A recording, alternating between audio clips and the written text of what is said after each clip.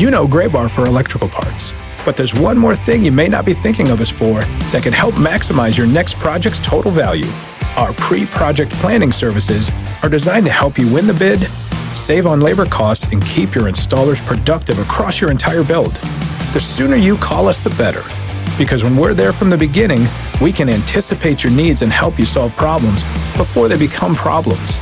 Yep, Gray Bar does that.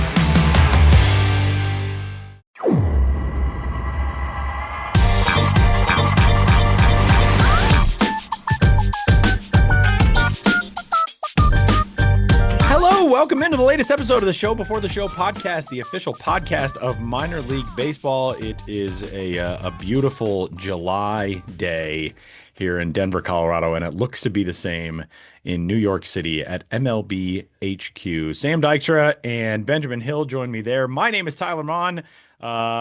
Gents, it looks amazing there today. It really is. I mean, I'm looking out the window right now, and like 80% of the view is just the skyline and buildings, but the sky I see has no clouds in it. Yeah. I mean, it really is a very typical late July day here in New York City. And it feels like, the late summer, the trade deadline, and I know we're going to talk about that later, like is coming around, but it's still the height of summer in many ways. Except for this.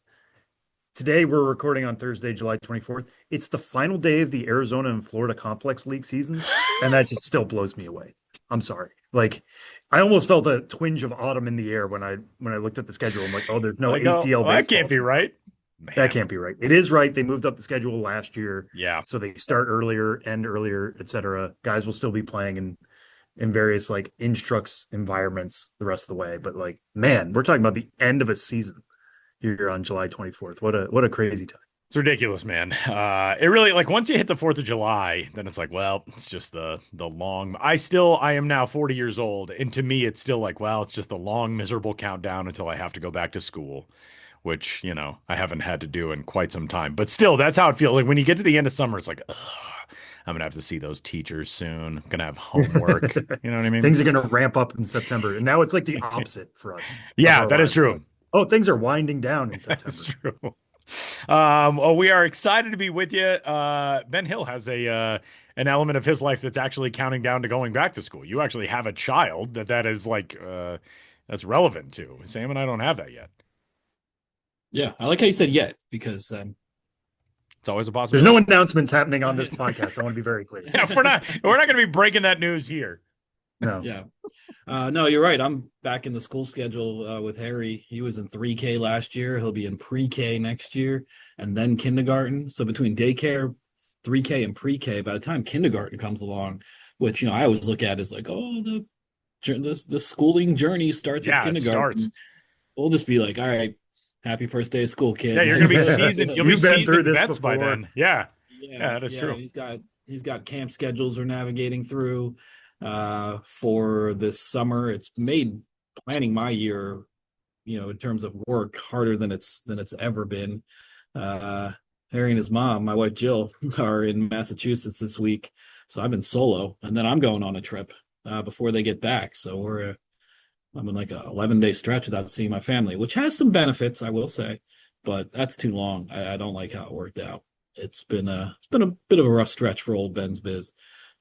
Just navigating a lot of different things. And so I'm not looking forward for the season to be over per se, but there is a sense right now of like, I just want to be able to breathe a little easier. But I think I'll feel better after this next trip and hopefully have a good August. It'll be a little lighter with the travel, still plenty of material to get out there. One day at a time. You guys ever heard anyone say that? Never in my years of baseball journalism. That's never an original thought. Yeah. Well, you might want to keep that in mind going forward because it's a good mantra. One day at a time. Well, we will discuss the upcoming trip and so much more on this week's episode of the Show Before the Show as we welcome you in to our weekly journey through the world of minor league baseball. You can get in touch with us, podcast at MILB.com. You can find us wherever you have found us and give us your old 5-star rating and review and hit that subscribe button. Leave a comment, helps with the rating. I don't know. I'm still, we're like 10 years into this. I don't know how any of it works. This is radio, right? This goes out over a terrestrial AM station, I assume. That's what this is. Yeah, strings and wires and Yeah. aluminum cans all across America. It's being That would blasted be out through great. an Yeah, antenna. there's nothing like terrestrial radio. I was on WMYC yesterday. I went into the studio of WMYC 93.9 in New York City, their public radio station, and did a whole segment on the show, all of it about minor league baseball. It was 30 minutes. So check that out. It was myself and my friend Rex Doan, who works for the WMYC, along with host Kate Hines, and talked a lot about minor league baseball. Took some calls. It was fun. I wish we could take callers. I It really would be do. fun to take callers. That's like the one drawback to a podcast. Like you can't unless you pre-schedule them. It's not we can't like throw out the number I 800 mean, 55 TSBTS.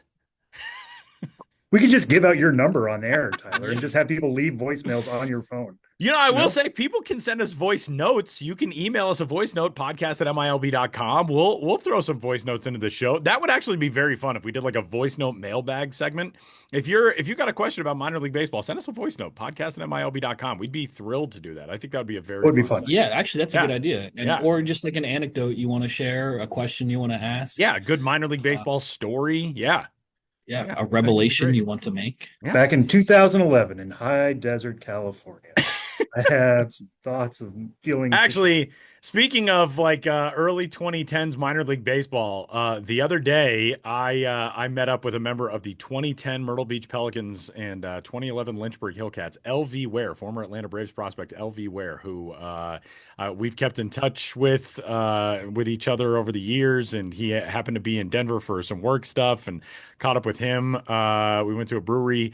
He works for Delta Airlines now, but just like the weirdest and coolest experience seeing a guy who you last saw 14 years ago when he was a professional athlete, and now like he's a husband and a father, and he's got an impressive career, and it was very cool. But kind of reminiscing on the good old days of our minor league baseball lives, and talking about how different things are now with the 6-game series and the day off every week and all that. And he was like, man, they got it so easy now compared to when we were there. But that was very cool. Yeah. So when you say like 2011 in High Desert, California, I'm like, oh yeah, that was a long time ago. And 2010, he was on the Pelicans team, and the next year we switched affiliation, so he was in Lynchburg. That was where the Atlanta affiliation went. Yeah, quite some time ago. Yeah, you ever do any sort of a who's on first routine with him? I should have. We did do a lot of just like remembering some guys, like going through the roster of like not only who we had on our team, but also like, oh yeah, remember this guy was with Salem at that time. Remember this guy was in Wilmington. Remember, and that was very fun. That was very cool. And like hearing, what guys are up to nowadays. It's wild. Like these players go into the public consciousness for a while, and then there are lengthy lives after baseball, guys who are firefighters or own gyms, or there's a guy who was a pitcher on that Pelicans team in 2010, who now evidently owns like a multi-million-dollar car detailing service for luxury automobiles, which is crazy. The things that you're like, oh, these guys, they figured it out. They figured out life, which is something that some of us are still trying to do. So How pretty can you cool be good stuff. at baseball and also figuring out life? I That's not know fair. you can launch like a multi-million-dollar business in addition to being a professional athlete. How does that work? That's not fair for the rest of us normal humans.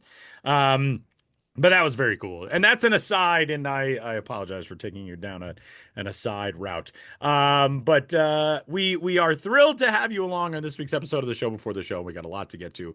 And first things first, the Moon Mammoths have launched. They are now in the minor league baseball history books. Erie rebranding itself for the first of many times, courtesy of John Oliver, and last week tonight. That happened this past weekend. Packed, jam-packed, not only ballpark, but prospect-laden roster, as the Tigers seemingly promoted everybody to be with Erie for that the Moon Mammoths game. I don't think that was probably the reasoning behind the promotions, but some very cool stuff. John Oliver was in attendance in Erie throughout the first pitch, worked as a vendor, got to do public address. He embraced the whole thing. John Oliver is a big baseball fan, as we know, and a big Mets guy. He is he definitely threw. So when They first did the Moon Mammoth thing, and he took a swing with a baseball bat. This was actually when they first did the minor league baseball thing. We didn't know it was going to be Erie yet. He definitely had a very cricket swing with a baseball bat. His first pitch was very much like, oh yeah, you're just a goobery British guy who grew up playing cricket, which was adorable. I mean, what a lovable guy. But he gave an answer to a question about minor league baseball fans, and we want to play that for you because it's really, really cool. So here's John Oliver last weekend in Erie. My message would not so much be for minor league fans. That would be kind of keep doing what you're doing. You've got this. I guess my message would be for non-minor league fans to say you really you want to try this. It's much more fun than you might think it is. It's a really entertaining, exciting experience, minor league baseball, and you should go. It's one of the great things that America has, and so if you're lucky enough to have a minor league team anywhere near you, support it. You won't regret it. So yeah, my message would mainly be for people that haven't been to a minor league game before. You should go. Not just a Moon Mammoth game. They're all weird in their own way. It was very cool to see John Oliver embracing the minor league baseball world. And it just sort of felt like there is nobody quite as well equipped to just be on our level of nerdery as somebody like John Oliver. And I really dug those Moon Mammoths unis. I kind of like you guys know me, I'm mostly a traditional baseball uniform guy, but I like the black pants that went along with it. I was a fan. Yeah, and the color purple. I mean, we've Yeah. seen that elsewhere in the minors with the Fort Myers Mighty Muscles. But it was a different color palette than we've traditionally seen with that Yeah. black and that purple. Like nothing about Mammoth screams purple. I guess Moon, you throw that in their space is kind of purpley, I suppose. But still, it worked really well. I saw a lot of comments on social media of people being like, "Oh, I put in my hat order," and I know Erie's like trying their best to get out those hats as quickly as they can because this has really caught fire. I really enjoyed John Oliver sharing that message and saying like to minor league fans, you're doing great. Like this is not a message of like, oh, you guys should come out more. If you enjoy minor league baseball and you're listening to this podcast, we know you do. Yeah. You're doing a tremendous job. You are the ones who are generating this interest and getting it to the point where it's on a national platform. If it wasn't popular, it wouldn't have even been on his radar. So for him to kick that into another notch and take that message to people who are like, oh, well, I watched Last Week Tonight and this seems fun. It's like, no, it's fun like this all the time. All the time. Yeah. Yeah. That's been our message throughout this entire process is like Moon Mammoths. Yeah, it's a cool name. It's a fun name. It dives into the area's history and it combines some things that you wouldn't have expected. But almost every team is doing some version of this. Yeah. And if they are in your backyard, go out and find it. Or we'll talk about it on the show. I mean, or read Ben's newsletter or anything Ben writes about rebrands that come in the offseason. Like every team has their own version of this. It doesn't just take John Oliver. So him to like speaking to those people and saying, go find it in your backyard, I think was exactly the right one to send. I will say the Erie Moon Mammoths website, the Seawolves website now, when you go to the shop page, it just goes first and foremost. Well, it goes to like a purple color palette. They're cashing in on the Moon Mammoth stuff, and they refer to the Moon Mammoths team store. But it also reminds me of just how good everything Erie does is. Like they have the Howling Dead, they have the faux back logo, they have the pepperoni balls. I think Erie's primary logo is outstanding, but it was really cool just to see Erie go full on into this. And Ben, there are a lot of logistical complications with something like this because that episode was just in June. And to get all of this together, I mean, Erie had, custom banners that one of my favorite things on the entrance of the ballpark, the banners that are hanging on lampposts. One of them says, welcome, welcome, welcome, which of course is how John Oliver opens every episode of Last Week Tonight. But turning around an identity, uniforms, getting jerseys and pants produced, the hats, all of that. Ordinarily, that's like a 2-year process. Erie had to compress this into essentially a couple of months. This is really impressive that Erie was able to do all of this. Yeah, I mean the initial John Oliver episode where he presented the idea that they would rebrand a team aired in May, and I guess they announced that it'll be Erie in June, like you said. So, yeah, I'd say some strings were pulled to expedite some of the usual timelines, given the special nature of this one. The hats are the biggest component in terms of why such a lead time is needed. But yeah, getting the identity created and then turned around so there could be merchandise and the uniform on the field. And Tyler, like you mentioned, just all the ancillary, auxiliary stuff around the ballpark with ice cream helmets, the signage all over the place, the marketing. I mean, it was a massive amount of work to do in a small amount of time. I'm sure Seawolves staff has had to really hustle, but in this case, it's something I would imagine that they were happy they had this work to do because it brought so much attention to Erie, Pennsylvania. And even saying Erie, Pennsylvania is weird. Look at a map. I always feel like it should be part of New York, but that's neither here. Some people nor think it should be part of Ohio. there. Yeah, or Ohio. Yeah. Didn't they It's fight gotta a be war over somewhere. that? No, that was Toledo. Toledo. That was Michigan and Toledo, Ohio yeah. fought a war over Toledo once. Yeah, there was some canal politics going on with Erie, I believe. But it was Canalitics, really, if you will. yes, as we've long called them, yes. So yeah, it was cool to see, and yeah, I was out of town last week, not on a ballpark road trip, but on a little family vacation. So the timing worked out, so I couldn't go see that in person. I wanted to meet John Oliver and be like, "Hey, dude, you know that original segment? That was a lot of my material. Might want to just tell me how great I am for a second." But I never got that opportunity. But it'll be okay. It was a really good thing for minor league baseball, and yeah, and it was an honor in that even if my name wasn't used, it was sourced through MILB.com, and it was cool to see a lot of those things, particularly Helen McGuckin might get featured. Well, we don't have to get into all the backstory, but it was cool to see that original segment and how deep they went in highlighting absurd minor league promos through the years. One thing I want to ask both of you as part of this, if you were advising Erie, would you change it year round? Would you just go to Moon Mammoths because this has been so popular? No. Or would you No. keep it special? Yeah. I would keep it Yeah. special. I just think Seawolves is such a great identity itself. And I know part of the reason that John Oliver chose or that his staff chose Erie is that they're not near a sea. But when you look at the Seawolves franchise history, the reason behind that identity, all of that, I think it's a great name. I also think the Seawolves branding is fantastic. The most recent rebrand, which I guess is probably now over a decade old, but I think that's great. But furthermore, I think it's just there is something cool about keeping an identity like this special because it makes it feel more like a big deal. If you get to go to one of those games, that feels very cool. And so I would keep it as a special event thing. Yeah, and they have at least two more Moon Mammoth dates on the calendar this year. I'm sure it won't be the extravaganza that the first one was. I doubt John Oliver and crew are going to be there for every Moon Mammoths game, but there are several more opportunities. Check the promo schedule in Erie to see the Moon Mammoths this year, and I wouldn't be shocked if they brought it back for next year as well to get a little more play out of it. But yeah, I think Seawolves is a great identity. They've put a lot into that aesthetic, marketing, branding, and it's got a lot of name recognition. Moon Mammoths has as much recognition as an alternate identity can get these days, but I still think it works better as an alternate as opposed to day in and day out. Yeah, keep it special. So the Erie Moon Mammoths have officially launched or come to Earth, I guess, since that was the whole thing. Landed? They've landed. There we go. Okay, let's move from Erie, PA, out west, where Benjamin Hill is headed on a few different stops. One in the Pacific Coast League, a couple in the Northwest League. Ben headed to Salt Lake City in the newest ballpark in minor league baseball, coming up this weekend to get things started. Yeah, we're talking on Thursday.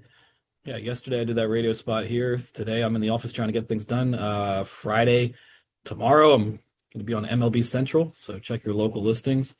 If you're listening to this on Friday, you can probably find a clip of me on MLB Central. And then Saturday morning, flying to Salt Lake City to see the ballpark at America First Square in South Jordan, Utah.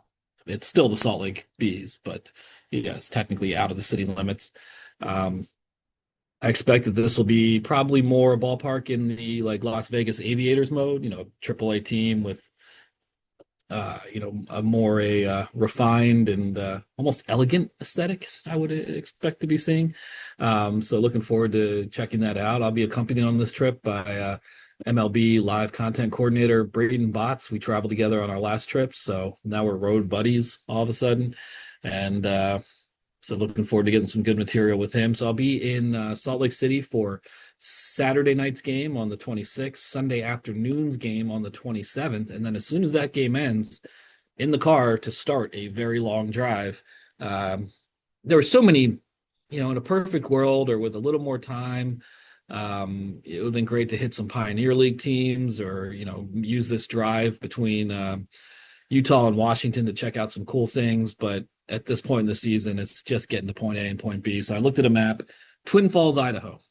It's where I'm going to spend Monday night or Sunday night. So see the game in Salt Lake City that afternoon, then drive to Twin Falls, Idaho, spend the night there. Monday, do the rest of the drive between Twin Falls, Idaho and Pasco, Washington, home of the Tri-City Dust Devils, one of the 3 cities in the Tri-City Dust Devils name, the others, of course, being Kennewick and Richland, as everyone knows. And then I'll be at the Tri-City Dust Devils game on Tuesday night. And guess what? We have Eric, the Peanut Guy Mertens, to credit or blame for most of this. But Tuesday, July 29th, at Gisa Stadium, home of the Tri-City Dust Devils, it's Ben Hill night, ladies and gentlemen. So make sure you're in Pasco, Washington for that. They have done a theme night in my honor. You can get $2 tickets in honor of my 2 decades chronicling minor league baseball, which, by the way, I hit my 20th anniversary writing about minor league baseball this past Friday. I wanted to do something with it, but I was on a little vacation and there's so much else going around. So I'll try to do a belated 20-year celebration at some point. But anyway, get $2 tickets. If your name is Ben or pretty much any derivative of Ben, you get in for free.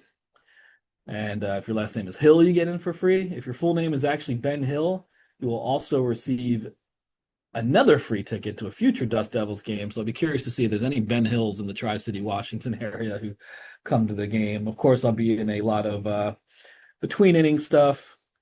I'm sure they'll find ways to include me throughout the night. It'll be, it's a little weird, going to cover a place and then being the subject of the promotion, but I've just learned to embrace these type of things throughout the year. And it's like when, we had show before the show night with the Somerset Patriots, and now I'm breaking off and going solo. So I think next up is you guys finding, your own individual ballpark night, Sam Dykstra night, Tyler Maughan night, because we got to even this out now. I think any teams want to do that. I'm holding out for when Hawaii gets folded back into the Pacific Coast League, and then they can have a Sam Dykstra night. I think That'd be cool with that. That'd be cool. Yeah. Yeah. Can I just tag along for that? I've been in like 45 states, and that's one that I have not. So I'll go to Sam Dykstra night in Hawaii. I mean, I will too. And we're just there to support our friend. Yeah, then Tyler Maughan night in Alaska, and yeah, I'd be cool with that. The Midnight Sun game. I know it's not an MILB game, but still, I'd go to that. I'd go to the Alaska. Close enough. Yeah. What's the longest possible game you could go to? Oh, the Midnight Sun game. Oh, well, exactly. And then you've got one more stop as well. Yeah, then after Ben Hill night, I'll be riding that high, but no time to bask in it too long. Then I'll drive to Spokane and see the Spokane Indians at a Vista Stadium. I haven't been there since 2016, nor have I been to Tri-City since 2016, nor have I been to Salt Lake. Actually, all these places I have not been to since 2016, or was that 2017? But it's been a while. But apparently there's been a lot that has changed in Spokane since the last time I was there. That one was 2016. I'm sure of it now. So looking forward to that. So just 3 ballparks, 4 nights at the ballparks, a lot of driving, Salt Lake City, Tri-City, Washington, and Spokane for my next trip. And then I'll get back from that trip in August 6th, going back to your old stomping grounds, Tyler, and going to see Altoona Curve on Awful Night. So that's just a one-off trip. But, man, I've barely even thought about that. But by the time I get back from this next trip, be turning around and doing a little one-off in Altoona that following week. And a couple of high dates later in the month, and then I'm going to shut down the Ben's Biz traveling machine. But there'll be so much material still left over and things to do. And, we can stay busy for a long time. But, looking forward to getting back out on the road because when I'm got a trip coming up, got too much on my mind. But once I'm out there, it's just kind of, yeah, one thing at a time. Get in the car and roll. I might have to pull what I've done with you before in Hudson Valley and give you money to get me a hat of some sort in Spokane because they're one of my favorites. I know, Yeah. Tyler, they're one of your favorites too, Yeah, same. in terms of the design and how they incorporate local tribes and Yeah. all that. And the specific fish is escaping me now. The I think it's a trout, the red Red band, band. the red band. red band trout. Yeah, that one has always stuck with me. So the fact that you'll be there, I'm not trying to take away from your duties at all, but if you have the time, I might put in an order for one of those hats. I'll have the time, Sam. Always have the time for you.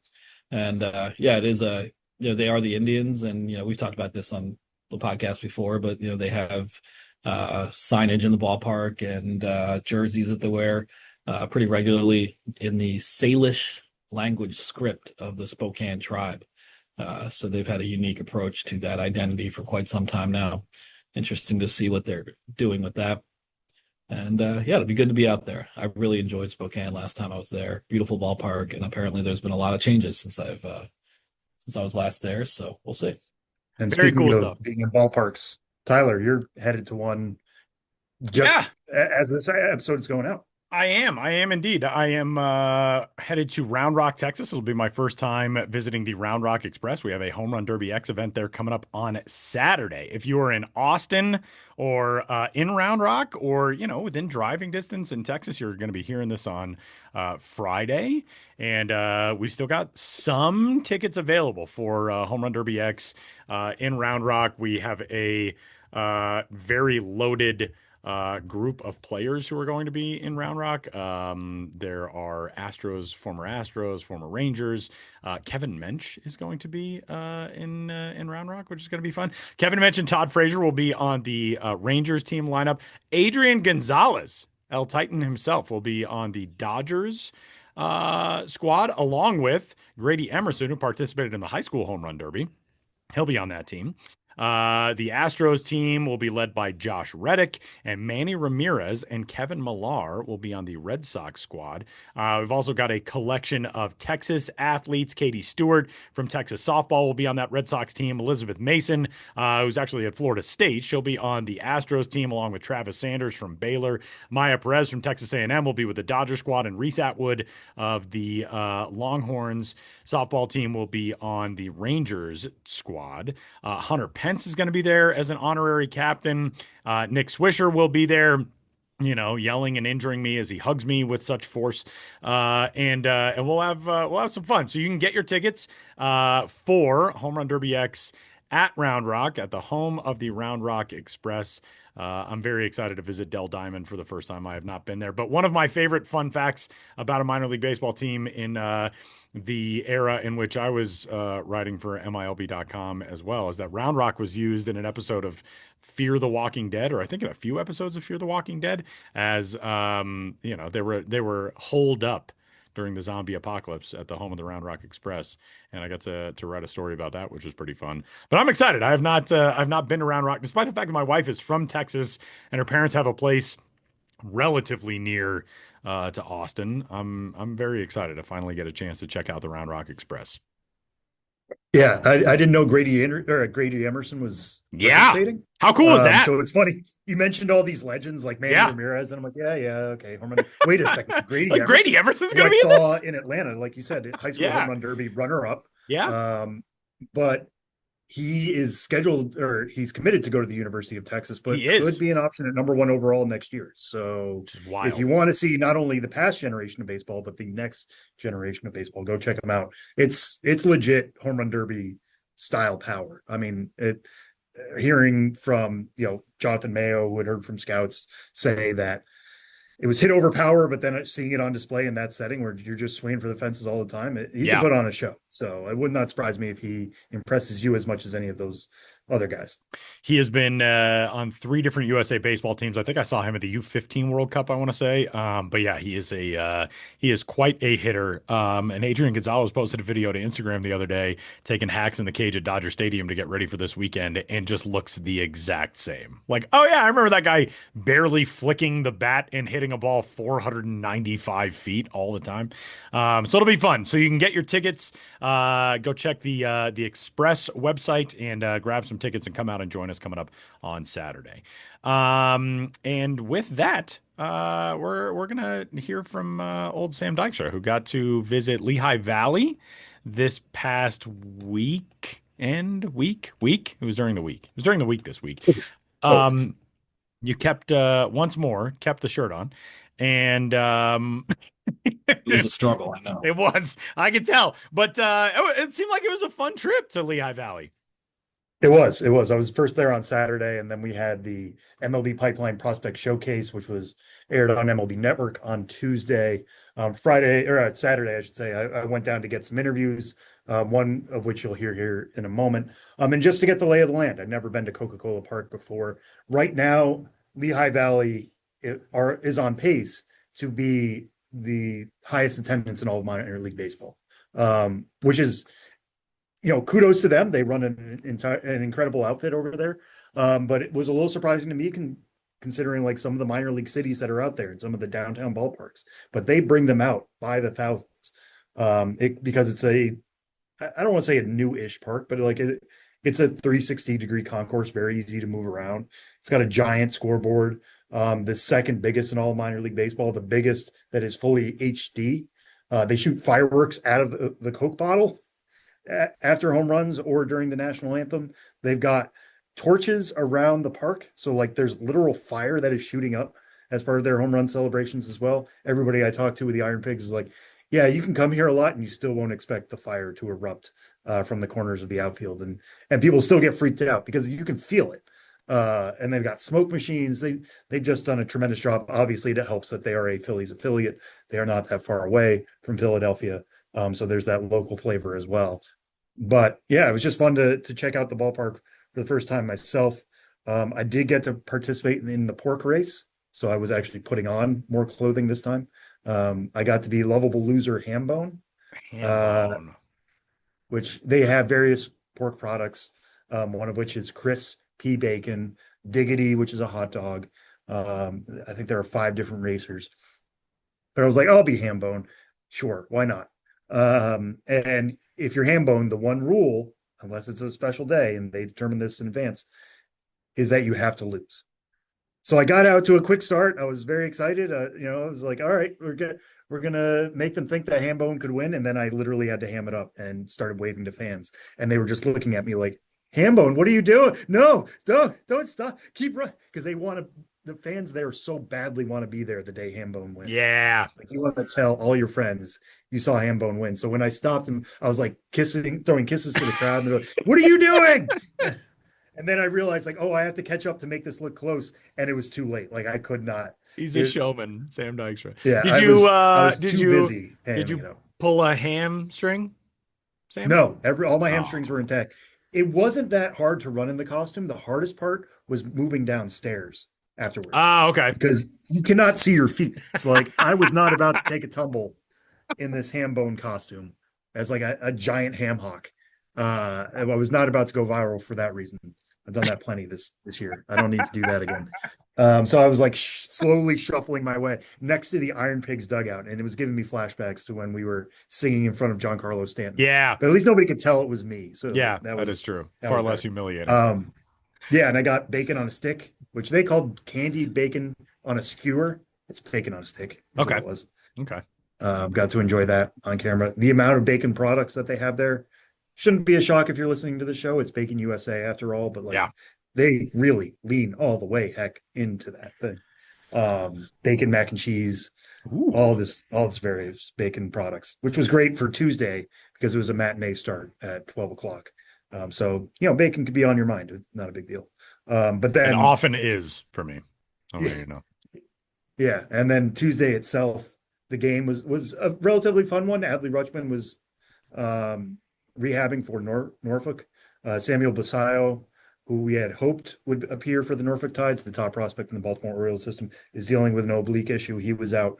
But getting Adley Rutschman in as a rehabber, that had some excitement on the Norfolk side. Justin Crawford reached in all 4 of his plate appearances, walked twice, singled twice, stole a couple of bags. So that was a good opportunity to see him. Keaton Anthony, who I spoke to over the weekend, who is now on the Phillies top 30. Somebody who wasn't drafted out of Iowa a few years ago because of a gambling investigation that happened basically across the Right. entire campus of Iowa. Was ruled ineligible for the remainder of his season. Because of that, went undrafted as teams were trying to figure out what was going on there. The Phillies he said, were the only team that called. And they said, listen, we trust you. We like what you're doing. Let's see how this goes. 2 years later, he's at AAA knocking on the door of the majors. Maybe we hear him coming up as a trade piece because he's got a really good approach. It's a lot of line drives. It's good field approach. But he's a first baseman in the same organization as Bryce Harper. Right. So, at some point you're going to kind of hit a wall there. And I talked to him about that a little bit. But yeah, the Lehigh Valley Iron Pigs ended up walking off in what was a very cool moment because a few minutes before that, we had learned Ozzy Osbourne died. And so they played Crazy Train going into the bottom Oh, of the that's ninth. cool. And literally on the first pitch, Rodolfo Castro walks it off on a homer off of Matt Bowman. Sends all the fans home happy. So No, they went home sad because Ozzy died. well, sure. Bittersweet moment. Much like candy Just a bacon. great day at the ballpark. Very brisk, moves very quickly. But you got to see top prospects show out. You got to see a fun ending. Got some bacon. What more could you ask for? Pretty cool stuff. And you did, as you noted, get a chance to talk with the 46th ranked overall prospect in baseball, 3rd ranked Phillies prospect, and a dude who is a ton of fun to watch. Got to see him with USA Baseball Premier 12 back in November, Justin Crawford. Yeah, Justin Crawford, I spoke to on Saturday. I also got him after the game on Tuesday just to touch base because, like I said, 2-for-2 day with 2 walks as a leadoff guy. That's a perfect day. So I wrote up a quick story about him. But what was very much on my mind as part of this whole process is like, what is it like to be in a organization that is trying to win at the major league level that is known to trade away prospects? They give guys opportunities. The prospects they really, really like.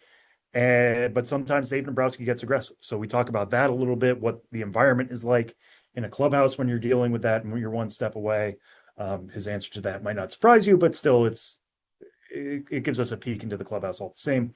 And just his entire profile. He's a guy who's consistently hit above 310 at every minor league stop, including at AAA now. But it's just a ton of ground balls. With his speed, he makes it work, and he's added some strength over the years. But when we talk to evaluators about like where do we put a guy like that on the top 100, you get all sorts of opinions. So is that something he's trying to fix? Is he trying to elevate more? Is he leaning into who he is? You'll hear the answer to that and much more here in my conversation with Justin Crawford.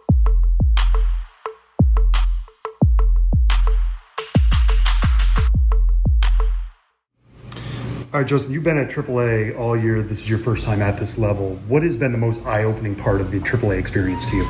Yeah, I think just being here and facing the pitching really every day. I feel like pitching here, they kind of know what they're doing. They have a good feel for all their pitches and putting it really where they want to put it. So kind of just shrinking in my zone a little bit and trying to, especially early in counts, look more for pitches that I could be able to handle and be able to drive early in counts.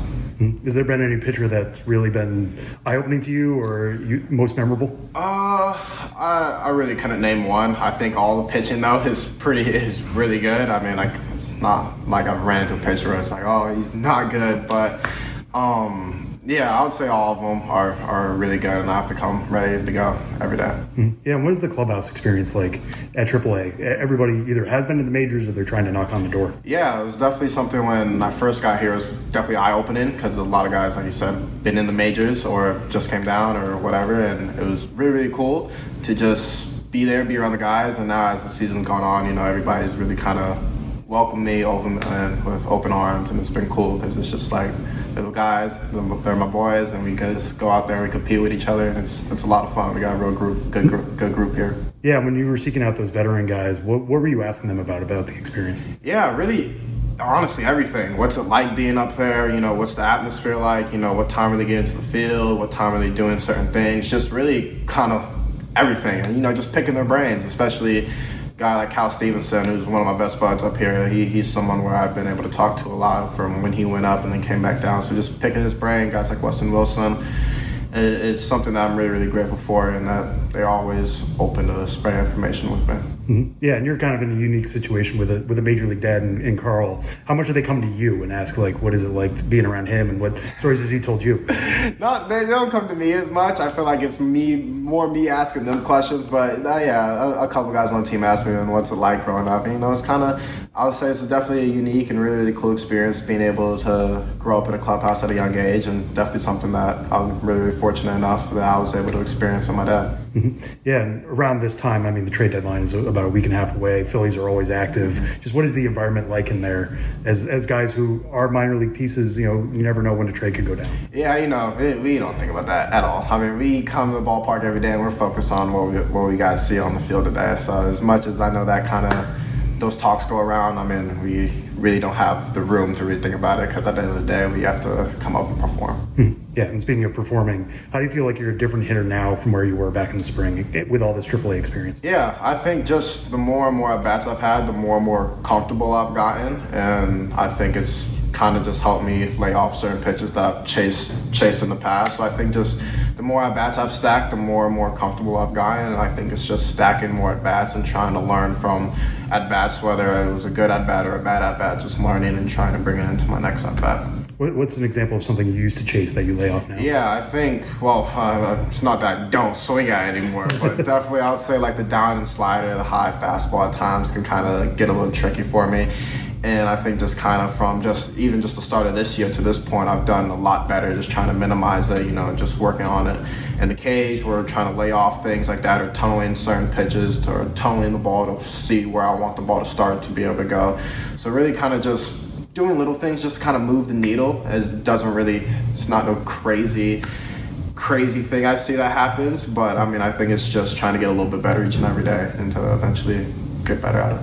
Yeah, and speaking of pitch types, I mean, just digging into your data a little bit, you don't swing and miss much compared to other batters against non-fastballs, against those sliders, changeups in particular. What is it about your ability to put the bat to ball against secondaries? Yeah, I think that's just been something that I've kind of always just done. I mean, I think I take pride in my routine and my prep work, my routine work that kind of helps me just get dialed in to be able to hit all those different type of pitches. And I think just staying consistent at the end of the day and not trying to reinvent the wheel whenever things maybe are getting a little tough, and just trusting my work and just going into the game and trusting it as well and just going and go compete.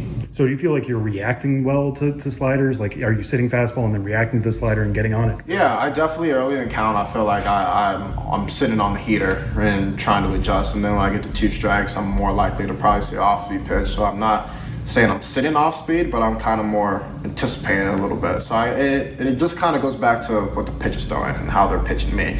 If it's a dude that throws 60% off-speed pitches, then I'm gonna probably sit more off-speed. But it really just depends on how they're pitching me at the end of the day on how my approach is. Mm-hmm. Yeah, one reason why you're such a big prospect is consistently you are up above 310 hit average-wise. What do you contribute that to?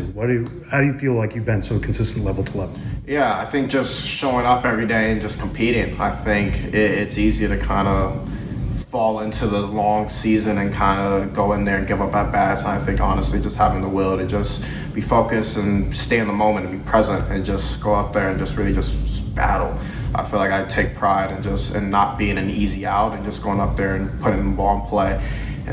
Hate striking out. I've always been taught at a young age to just, no matter what, just try to put the ball forward so you have a chance.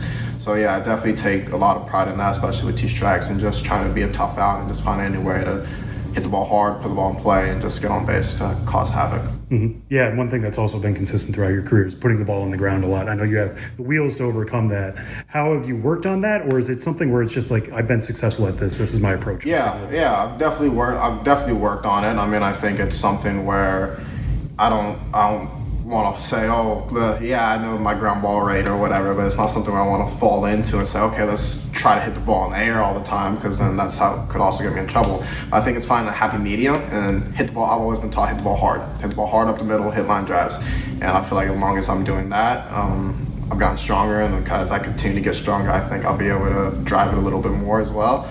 And I think just being consistent with my work and all that stuff will also kind of help me as well. Mm-hmm. Is there a certain metric you look for specifically? Is it hard hit rate, average exit velocity? Exit velo, hit the ball hard, and I know, and just putting barrel on the ball. I don't want to be shooting it all the time. Sometimes it works for me because I can use my speed to get on base. But I think, I look at exit velo. If I hit the ball 95 plus, and I hit line drives, I take that as a good barrel. Mm-hmm. Yeah, and how do you balance that when you do have that minor league resume? A lot of guys, they take their lumps, they adjust back. When you've been so consistent, how do you kind of keep that drive to keep getting better? Yeah, I think this game's hard. The minute you think you got it, the next thing you know, you're 0 for your next 8. So I think it's constantly, the game's humbling. So I think no matter whether you're going good or bad, you have one good game where you go 3 for 3, and next day you go 0 for 4. So it's just kind of just that feel of just never really figuring it out, and constantly every day trying to learn just to try to figure it out. So I think that's kind of what keeps me going, is that this game's hard and just gotta keep working every day. Yeah, and given what you've been so far and who you envision being moving forward, what do you expect your peak to be like? Like, what kind of player do you expect you'll be? I'm not gonna go saying what I'm going to be or whatever, but I just think play right now, at least play the guy. I take pride in playing the game hard, playing the game fast, and just trying to get on base to help my team win. And I think that's what I'm taking most pride in right now. And then whatever happens in the future, I don't know, we'll see. But I think just playing hard, try to hit the ball hard, and just play solid, good defense, and just get on base so the boys behind me could drive me in. Fair enough. Do you envision, or are you somebody who allows yourself to look at the depth chart of like where the outfielders are, how you could fit in? Yeah, I'd be lying if I said I didn't, but yeah, I definitely look and see maybe how I can fit in and how I can help a club, or how I can help us really. And yeah, at the end of the day, I think it's kind of just me just falling back and doing what I can do, controlling what I can control, and then I don't make no decisions around here. All I can do is just play my game and see where it takes me. Yeah, and to go, we've been talking about the future, go into the past a little bit. Your draft story, what do you remember about that day? And because especially since the draft is happening around now. Special, really special. It's crazy that it's already been 3 years now. It's happened in a blink of an eye. But yeah, I remember that day going by really, really fast, and was lucky enough to be able to spend that with all my family and all my close friends. So that was really, really cool, and something that I still remember perfect to this day. How much do you remember the Phillies being tied to you? Like, the discussions with them in that process? Yeah, I remember in high school, they were always at all my games. Honestly, come draft day, I really didn't know where I didn't think I was going to go to the Phillies. I didn't really know where I was going to go. But I remember my agent told me that, hey, we're going to Philly, and I was like, let's go, I'm excited. But yeah, I remember the Phillies kind of being at all my high school games, so it made sense whenever they drafted me. What makes the Phillies a good fit for you developmentally? Yeah, I think just the fact that they let me be able to be myself and not try to change me crazy or anything. They've kind of always let me go out and play my game and make little adjustments as time has gone on, but I feel like I really appreciate how they let me go out there and play my game and kind of build off of that. Do you feel like another org would try to get you to lift the ball more or do something like that? I'm not sure. I'm not with any other org, right? I'm not with any other org, but I feel like that could be a possibility where other teams may have wanted me to try, and I don't know. But I just know that being here, it's been really, really fun and really, really cool to be able to just come out and play my game and go out and compete. Mm-hmm. Yeah, and given half a year now at AAA, how close do you feel? I feel ready. I'm obviously that's for them to decide, but if you ask me, I feel ready to get up there and try to help the team win some ball games. It looks like a lot of fun, and obviously we're in that hunt to get into the playoffs and hopefully do some big things. So that'll be really, really cool if I get the opportunity to go and help a team win. Do you allow yourself to envision what that first at bat's going to be like? Oh, most definitely. Yeah, I've been dreaming of that day since the day I got drafted. So yeah, I definitely think of it and visual it. You ask me, I'm gonna hit a double. But no, I go up there and just, I'm sure emotions, adrenaline will all take over, and there'll be a moment that I'll remember for the rest of my life for sure. Yeah, how do you keep collected in moments like that? I take a deep breath. That's all. That's something my mom's has always told me. You know, when things get big, you know, just take a deep breath. Try to go back to that center position to be just calm and in the moment and go out there and play the game that you've played your entire life.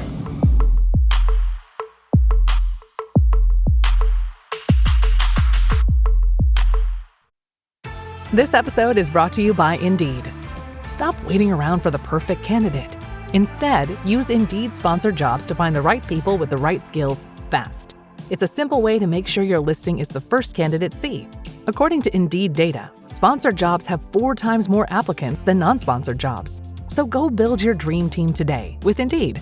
Get a $75 sponsored job credit at Indeed.com/podcast. Terms and conditions apply. Well, moving along, huge thanks to Justin Crawford of the Philadelphia Phillies for joining this week's episode of the show before the show. Our conversation with Benjamin Hill, by the way, presented to you by Circle K, the official convenience store of minor league baseball. And with that, we are approaching the trade deadline a week from today in Major League Baseball. And here to break it all down is your favorite dude and mine, Sam Dykstra. Sam, this is going to be an interesting deadline this year because it feels like there are a lot of teams who are in the hunt, who have talent to move, who have prospects to move. Like this feels, maybe it's just recency bias, but this feels like it could be as wide open of a deadline as we've seen in recent years because a lot of teams feel like they can contend and make the playoffs. And there is that other tier of teams that are going to need to be sellers, need to figure out a pathway forward for their franchises. Give me sort of your overarching thoughts on this trade deadline coming up. Yeah, I think there is still so much that is unsettled as we sit here a week before the deadline. We've heard about would Arizona be buyers or sellers? Obviously, they had grand aspirations to buy or be competitive this year. They're not that far removed from a World Series appearance. They haven't quite been there as we sit here now. They're 5.5 games out. Everybody's kind of assuming, hey, now's the time where Arizona is going to sell. They have a lot of guys who are no longer under contract after this year, so it's not like they have to or would consider moving a Corbin Carroll type, for example. But a Eugenio Suarez, a Josh Naylor, a Zach Gallen, a Merrill Kelly, like they have the pieces that other teams would find valuable and that they might lose at the end of the year anyways. That being said, Steve Gilbert wrote about this the other day in terms of what their approach could be at the deadline. And some of these guys they could give qualifying offers to. And if those guys go off and sign elsewhere for a certain amount of money, they would get a draft pick back. So if they are considering trading these guys, the return would have to beat what kind of draft pick they expect to get back. So that's already like a floor. And if they don't think that price is being met, then they'll just hold on to the player. And it's not a sign of like, oh, they're going to give him away for nothing. They would get something if they offer the qualifying. Like if they give the qualifying offer to Eugenio Suarez and he says no, then okay. You get a draft pick if he signs. If he says yes, well, you get to keep Eugenio Suarez. Like, that's not a bad deal, given what his power has been this year. So I'm going to be fascinated by what Arizona does. Somebody else like the Cleveland Guardians. Right now, they're a game above 500. They're 8-2 in their last 10. And yet it seems like every day we're hearing rumors of like Stephen Kwan could get a really sizable return. Emmanuel Clase could get a really good return for Cleveland if they decide to sell. And I'm sure that's true, but those are players you want around at the same time. Like Cleveland, year in and year out, is trying to build around Jose Ramirez. It seems like they were always in the playoffs. This might be a slight blip, but like, do you punt on those guys just because the return's going to be really good? I don't know. Or do you ride this out? Like, if we're talking a week from now, they're only 2.5 out. There's the possibility that Cleveland sneaks into the third wildcard spot. And how much did last year's Detroit team like mess with teams' plans going forward? Because as you remember, Detroit was a seller. at last year's trade deadline and ended up having a Cinderella run all the way to the postseason. Now, granted, they had Tarek Skubal go absolutely off, and they had AJ Hinch mixing and matching, uh, throwing in Brisky as much as he could, just trying to find the right matchups, and they just slice and dice their way to the postseason, but they still made it work. So teams could like sell some pieces, but still indicate we're not completely out of this. If guys get hot at the right time, there's still 50 plus games left. Like we can make this work. So the expanded playoffs certainly play a role in this. You know, there are six teams from each league that are going to get in. Do you wave the white flag if you're 5 games out of the third wild card spot? Does it have to be more than that? Could it be less than that? I think teams are still figuring out that where they're standing, and that's a process that could go right down to the wire. Honestly, like that last game before the deadline, it's weird to say it, but like could be the decisive factor in whether teams sell. And again, going back to that Tigers example, even if they sell, that doesn't mean that they necessarily think they're out completely. You can sell 2 guys and still keep your core intact for the most part. So, I'm going to be keeping an eye on guys like, Joe Ryan with the Minnesota Twins. It would take a haul for any team to get him. And I know everybody in Boston, I hear this almost every day. Hey, why don't we go trade for Joe Ryan? Sure. Why would the Twins give him up unless you're Right. going to give up like significant package, which the Red Sox could do. Like they have a good farm system right now. Roman Anthony is just about to graduate. They're not going to trade away Roman Anthony. I guarantee you that. Marcelo Meyer injured right now, but like a key piece for them moving forward. But like Franklin Arias, Justin Garcia, Peyton Tolle, like they have these pieces that other teams would find valuable. Do you cash them in now for a Joe Ryan? Obviously, they were aggressive last year in the offseason with going and getting Garrett Crochet, and that's worked out pretty well. Could Joe Ryan be that next guy? We'll wait and see. I mentioned Quan before. The Red Sox, in their own right, Jaron Duran's name is being thrown around. The Padres have been significantly tied to him. They have had some outfield problems. The Red Sox right now, frankly, have too many outfielders. When Cedar Rafaela is getting looks at second base, and he might be the best defensive center fielder in baseball. It's a good problem to have, but it is a problem to have. Sandy Alcantara, like, what do the Miami Marlins do with him? Are they going to get a big enough package back? And that's the other thing I'm going to be thinking about a lot in the next week is you look back at the last few trade deadlines, last year's in particular, and there wasn't really a big name prospect moved.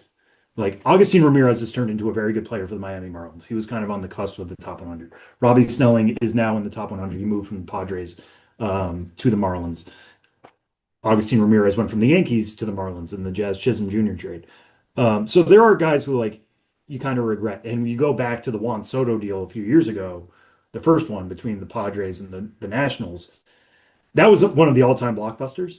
But like James Wood was a prospect at the time, turned out great. Mackenzie Gore, those are the two cornerstones now in Washington. They did tremendous job at the time. I think if you look back at last year's deadline, teams were loath to move top 100 prospects if they had them. And the ones who did get moved, I don't think many teams are regretting those trades.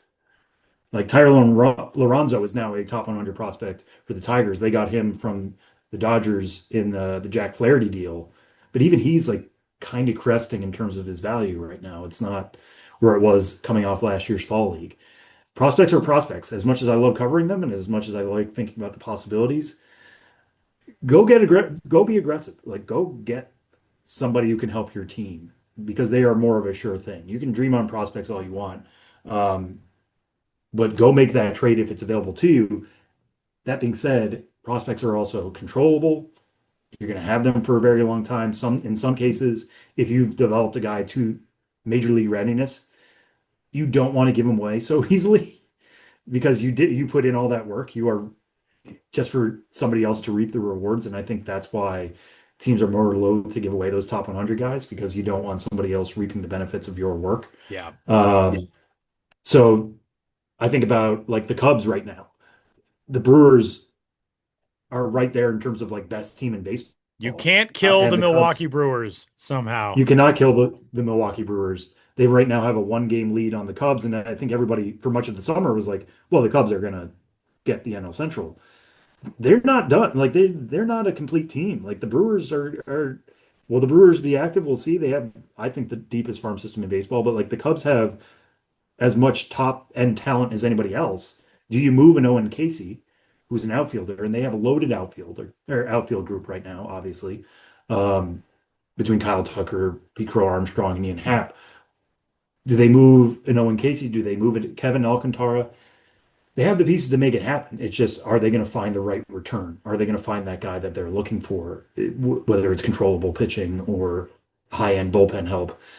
We'll see how things go. I think people for a long time were kind of assuming that they would be in the third base market. Matt Shaw turning things around after the All-Star break may quiet that some. But the Cubs, I think, are going to be the team that I'm watching most in terms of, are they going to be willing to dip into that prospect pool and trade some of those guys that they have standing at the ready. Moises Ballesteros, another guy who's blocked, just doesn't have an opportunity at the major league level. And teams would love to get guys that they can plug into their major league roster right away. I was talking to somebody the other day about this, and it was like Mitch Keller. It's an intra-division trade, but if Mitch Keller went from the Pirates to the Cubs for Owen Casey, Owen Casey would go to Pittsburgh immediately after the trade. Yeah. So there's just so many dynamics that are going to go into this, and I think after the Rafael Devers trade, we all kind of thought like, oh, the hot stove is on during the season. Like this is just the start. Things are going to get even more nuts. That feels isolated now, and it was isolated for many reasons because it was just such a crazy situation in Boston with Rafael Devers. It hasn't kicked off yet. I might be jinxing myself. I'm going to see the Fantastic Four movie tonight. I guarantee you that's at 7 o'clock. 7:05, a trade's going to go down, and I'm going to feel a buzz in my pocket. Yeah. But things will be active. Teams are in. I've heard from multiple teams saying like, yeah, we're going to be in the market. It's just how exactly is it going to go down? And is it going to be a whole bunch of lottery tickets, or is it going to be real firm prospects to talk about? We'll see if that storyline changes this year. I wouldn't bet on it, but there could be at least a handful of big names moved. You know what's so interesting about this year's trade deadline? We've talked a lot over the last few months about, and you mentioned a minute ago, about top prospects who right now are just firmly and fully blocked from reaching the big leagues in their current organizations. Harry Ford in the Seattle Mariners as an example, Owen Casey with the Chicago Cubs. There are so many. You could even make the argument George Lombard Jr. has a difficult road to the big leagues. Obviously, Anthony Volpe has had, his ups and downs and all of that, but there are a lot of these names that you think, oh, if that guy gets dealt, similarly to what you said with Owen Casey, he could be in the big leagues the week after the trade deadline. What about this deadline surprises you most in terms of, and those are from contending teams, too, which, like, if you're the Seattle Mariners and you're sitting on a top 100 prospect at the catching position in Harry Ford, you have right now baseball's best power hitter behind the plate for you in Cal Raleigh. That is the type of prospect that could get something really big in return. Like, is there a surprisingly well-positioned franchise that you think could move prospects and get something big in return that maybe is different from what we've seen in seasons past? Yeah, I mean, I think Seattle is definitely up there. They have, I think, the most top 100 prospects in baseball on our list right now. I want to say they're up to around 9, which is just insane. But like you look at the names who are there, they have 4 guys in a 5 prospect ranking spot from 60 to 64. They've got Michael Arroyo, Ryan Sloan, Felnine Celestine, and Johnny Farmelo at 60, 61, 63, and 64. Those guys are behind Harry Ford is number 51 overall. They've got Urangelo Senja, who, of course, we've talked about on the show. I mean, they are stacked with prospects, and those are just the guys like in the backside of the top 100 for them. That doesn't even take into account Cole Emerson or Lazaro Montes. Like, they have such depth in the prospect class right now. And I don't want to say that it feels like the window is closing on the Mariners, but I think a lot of us have felt like the Mariners were going to be a team that had finally gotten to the stage where, oh, okay, they've got an 8-game lead in the division, on July 24th, rather than they're 6 games over 500 and they are 6 back of the zombie Houston Astros, who, much like the Brewers, can't be killed. Yeah, no, it's an interesting spot for the Mariners to be. And you would think if you are having a historically good Cal Raleigh season, you would want to capitalize on that. You don't want to Right. let that go Right. because you can't bank on him threatening 60 homers every year. It's just like, well, we'll get him next year. It's like, no, no, no. The iron is very much hot right now in Seattle. And like you said, they just have so many top 100 guys, eight of them. I said nine before, it's eight actually. But a lot of these guys have arrows up. Lazaro Montez, everybody keeps waiting for him to stop hitting for power. He's 6'5". I saw him at the Futures game. He stepped in the box and everybody's like, okay, we got to see how this is going to go. Like he has that aura to him, and it's carrying to Double A already at 20 years old. Harry Ford has really turned it on the last couple of weeks. He's always been young for Triple A, but like he's knocking on the door and supremely athletic behind the plate. I know Ryan Sloan, he's got a next to his name in his first full year. It's been with Single A Modesto, but the stuff is really good, and the control has been absolutely excellent with 11 walks and 57 and two-thirds innings. So they have the pieces to move. It's just again like who are they going to go out there and get, and do they deem that that's worthy? I would hope that they would. I'll also throw the Brewers in there, but the only thing I'll say about the Brewers is a lot of people have thought like, well, they're going to be involved in the third base sweepstakes. Like they've gotten very low production from third base. Uh, but Caleb Durbin has turned things around. They still really like Joey Ortiz at shortstop. Like, I don't think they're going to be willing to dip into their farm system that has helped get them here in the first place. They have as good a development pipeline as anybody in baseball, just to increase their odds by 1 or 2%. I think they enjoy the fact that so many of their really good players have been acquired from other teams in minor league trades or were developed as prospects themselves. Guys like Jackson Churio, guys like Sal Frelick. Um, I as much as I think like they should move and they have the opportunity to move, Jesus Madei's not going anywhere, but Logan Henderson's kind of blocked in the majors in the rotation. Would they consider moving him while his stock is still relatively hot? We'll see. I don't see Milwaukee being a busy player, but I would love to be surprised. The Cubs and the Mariners, I think, are the teams that have that upper echelon talent to pull off a blockbuster if they want to, if that's something they desire to do. The other one I'll throw out there, just because it's got so much buzz today, is the Yankees with Spencer Jones. Spencer Jones has hit 3 homers so far just today, and now leads the minor leagues in home runs. He's got 29 on the season. He's got 13 homers in 19 AAA games. I mean, the power is insane. The swing and miss is also insane. His in zone contact, first percentile. You watch him hit, it looks kind of stiff, but when I've talked to him about it in the past, he's like, I'm just trying to get into my athleticism as best I can. People try to say he's like a left-handed Aaron Judge. Aaron Judge wasn't swinging and missing this much back in the day, but if you put it in his zone, guy's going to hit it 420 feet out, no doubt. So his value right now, I think, is as hot as it's ever been. And I think The Athletic had a quote speaking to Spencer Jones about this, and he's like talking about how he was trying to avoid trade chatter, but it's impossible in this internet age. And one that made him laugh was somebody saying, "Get ready to learn to speak desert, buddy." All in a trade with Arizona. I think that would be a fascinating outfield. I kind of want to see it. Corbin Carroll and Spencer Jones in the same Yeah. outfield. How's that going to kind of come together? And him hitting in that environment could be absolutely insane. But he's not a top 100 prospect for us. And how do other teams value a guy who swings and misses that much? Yeah. Maybe we find out in a deal in a week's time. It is going to be really interesting. Anything else that you think people should be keeping an eye on as far as the deadline goes, Sam? Well, I'll point this out, and this is a plug for sure, but at MLB Pipeline, we just updated our top 30 ranks this week. We know in the past when people have quoted our rankings at trade deadline time, it's like, oh, well, this guy's the 25th ranked prospect. That doesn't sound like a good trade. And we have to come in over the top and say, like, yeah, but in the update, he was going to be number 5. Like he was in the midst of a breakout season. We're trying to get out ahead of that this time. It's not a complete re-rank. I will say that what we did was we did completely re-rank the top 10, and then we moved guys up and down 10 spots who deserved it. So if somebody was going to move up 5 spots, we just left them in order. This is more about making sure that the guys whose stock is way down or way up are accurately ranked for now. We haven't folded in draft picks yet. We're going to get to that after the signing deadline. But at least things are a little bit more in order now. than they would have been otherwise. I think it's helpful for us as we try to analyze trades and try to slot guys in, because that's one thing we're always doing, right?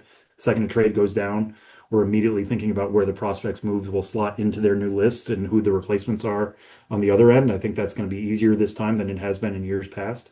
But just keep that in mind. I think people might be used to like, oh, these are outdated. Not currently. They are more in order than they've ever been for a trade deadline, and I'm excited about that. And a lot of hard work has been put in to making that so. And we'll see how things go from here and how things line up. And again, like we can line these up based off what we've seen and what we've heard and what people have told us. But every team's going to evaluate a prospect differently. So finding out what these prospect prices are going to be in the next week, that's always an educational time for me and the rest of the industry. All right, Sam, I do have one final question for you regarding the trade deadline. We are in the midst of a season that has been headlined, question mark, by arguably the worst baseball team in the history of baseball to ever take a baseball field. Obviously, as many folks know, and I know many listeners are aware, I am a Denver, Colorado native. That is where I am sitting currently. This is the hermit kingdom of Major League Baseball, the Colorado Rockies. They have no reason to hang on to anyone. Everyone should be available. They should be listening on all thoughts and trades. And yet, given the entirety of franchise history, there is nothing to suggest that the Rockies will blow this thing up and try to start over, especially with you can't really say anyone in the Rockies front office is a dead man walking, but Bill Schmidt, the general manager, one would assume you build a team that's on target for 125 losses, and it's not part of a rebuild, your job would be in jeopardy. That never really seems to be the case with the Rockies. But based on what you are hearing, are the Rockies going to make moves? And do they have anyone, Ryan McMahon, a longtime stalwart. Ryan McMahon is still only 30 years old. Like, that guy has a lot of good baseball in front of him. Herman Marquez was just placed on the IL. They don't have a whole lot of alluring pieces, but they do have some. They've got some younger arms that are under team control. I think people sort of look at teams like that, like the White Sox last year, as, okay, well, that's the dollar store. Let's just go there and pick up as many components as we can. Is that team going to make any moves? And if so, what are the alluring pieces that may be shipped out of Denver? I think the big one to watch is going to be Ryan McMahon. And part of that being Suarez is the big third base piece, but there are a lot of teams out there that could use third baseman. Yeah. So I wonder if the Rockies are going to lurk and wait for Suarez to go first, which he might not. Like that could be right in the world to wait until the last moment and try to get everybody to outbid themselves, essentially. But it wouldn't surprise me if they wait for Suarez to go, and then they can go to all those other teams and be like, all right, what do you got for Ryan McMahon? Like that I think is going to be their best course of action. Jake Bird's name has been out there a little bit as somebody who could move. Somebody with a good year this year, 61 strikeouts and 52 in the third innings. Relief help. Teams always need relief help. And if you can survive with an ERA below 4 in Colorado, not to mention Coors and Coors effect, but I'm going to do it anyway. Teams will smile on that. So there's not the Nolan Arenado trade out there. There is for the Cardinals, but there isn't for the Rockies. I mean, they did such a great job with that one also. I know, yeah. Ellery Montero is hitting monster bombs in Japan off of Trevor Bauer. You look at this now, getting Ethan Holiday is great. I know that entire organization was over the moon that he was available to them at 4. But their only top 100 prospect right now is Charlie Condon. Like, this is not like, oh, don't worry, things are going to turn around here. Right. That farm system could use some help. And so I hope that they are going to be active and shipping out anybody and whatever young pieces they can get back and will then develop internally. Like, that's what the goal should be. It's just, I don't know if they have the attractive pieces to make it happen. Even their best trade asset, which would be McMahon, is still second place in his position. It's going to be an interesting deadline coming up for a whole bunch of franchises across Major League Baseball. And of course, you can follow along with all of it at MLB Pipeline and MILB.com. And of course, you can find Sam on the social medias at Sam Dykstra MILB. And coming up, we're going to say goodbye. We got Ben Hill returning for Name That Dude and all the rest after the break.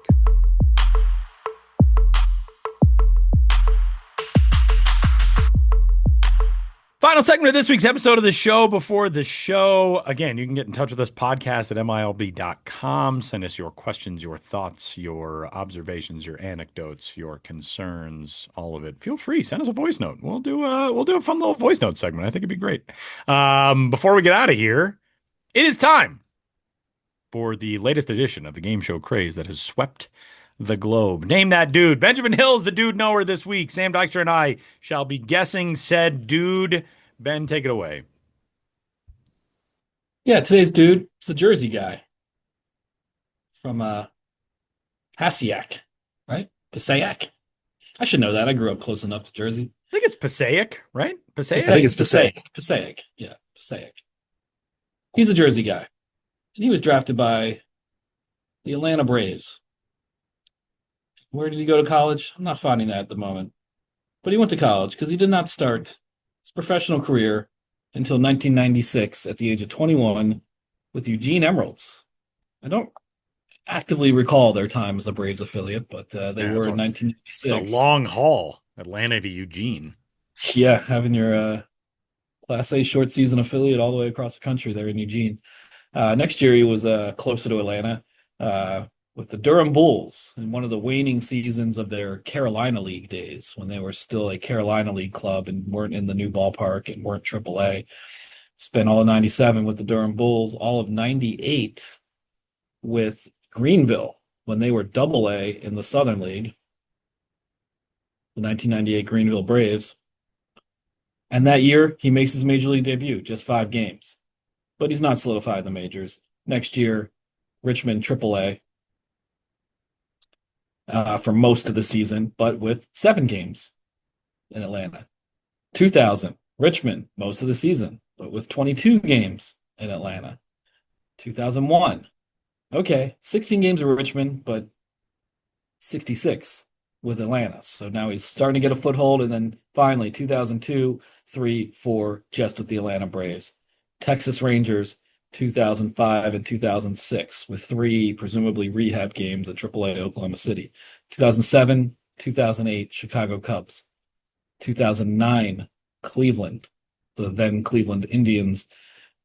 But he doesn't finish out the season there, goes to St. Louis. 2010, the Giants. 2011, the Giants. 2012, the Nationals. 2013, Toronto Blue Jays, when he finally finishes his career in 2013 at the age of 38. So a career that went from 1996 to 2013, professionally. Any guesses here? I'm trying to think of like New Jersey people. Which obviously Todd Frazier comes to mind. Yeah, he's not. but it's not him. He didn't. No, it's not Billy Joel. No, he played all over the infield. Was often not a starter. Like there was, especially with. Oh, I know who this is. Yeah, it's Mark DeRosa. Yes, it is. Oh, yeah, my good friend Mark DeRosa. Not my good friend. Yeah, that was my next clue. I was like, this guy was born in Jersey and he still works in Jersey every day. In Secaucus. D-Row. 2020 MLB Network. 3 and 2026 USA Baseball World Baseball Classic manager, Mark DeRosa. Yeah, we could have gotten into that if you guys. He also was, I believe, a part of Chipper Jones's staff at the Futures game. Yeah, I think you're right. Has some close ties to the Atlanta area still. But yeah, Mark DeRosa. Good call, Sam. I was starting to piece it together. I'm like, who else do I know from New Jersey? Oh, yeah, D-Rose from. Wait a second. Yeah. D-Rose did end his career with the Blue Jays. That's funny because I always think of Mark DeRosa as a Cub, and that was like one of the shorter stints of his career, 2 years as a Cub. Me too. Yeah. But, in your defense there, those were his biggest seasons in Yeah. terms of playing time and numbers. Like, because he played in at least parts of 16 major league seasons, but quote unquote only 1,241 games. So, he averaged less than 100 games a year in all the seasons he appeared in the majors. But yeah, 149 games in each of those 2007 and 8 season with the Cubs. A full-time player. Never put up like spectacular numbers, but put up very steady numbers for a lot of years. And made an impact. Played for a lot of teams, spent a lot of years. Now he gives hitting analysis on the MLB Network. I was going to say that's one of my favorite things that the network does now, among many things. But when Mark DeRosa goes to the big board and he's breaking down how a swing looks different, or like, some of this stuff you'll see on Baseball Savant if you're looking at the numbers, but he's like breaking it down right in front of you. He's talking to the producers of like, let's rewind that a little bit. It's really masterful, and it's a peek at how major league hitters think and the video work that they're doing. Basically in the innards of stadiums or when they're looking at the iPad. It's a really tremendous peek at how all of that comes together. Because like we can talk about it, we can write about it. Somebody who's been in those shoes and can translate it so well to television, it's not easy. But he sort of makes it so and really educates viewers at the same time. Very good pick, Mark DeRosa, on this week's edition of Name That Dude. And that'll do it for this week's episode of the show before the show. Huge thanks to Justin Crawford from the Philadelphia Phillies for stopping by with Sam. And for Sam Dykstra, Benjamin Hill, and all the rest, my name is Tyler Maughan. We'll catch you next week.